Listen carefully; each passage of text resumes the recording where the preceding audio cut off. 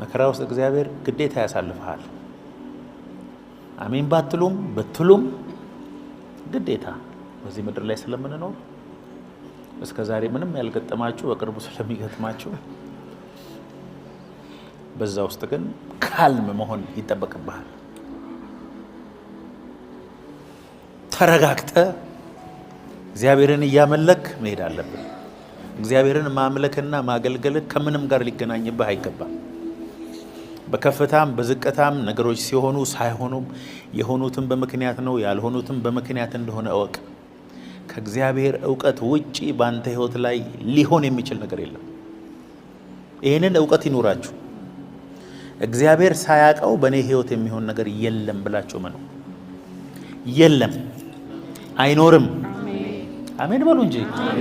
ሞትህ እንኳን ቢሆን በእግዚአብሔር ተፈቅዶ ስለሆነ ነው።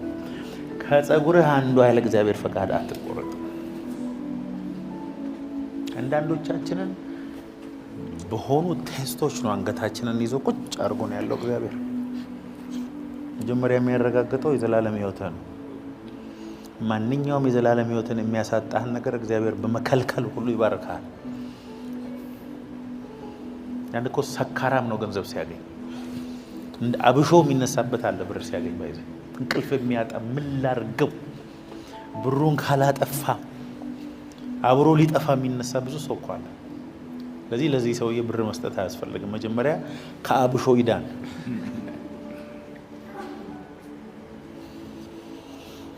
የእግዚአብሔር ፍቅር ልብን ሲሞላው ህይወትን መረጋጋት ይሞላዋል። አሜን።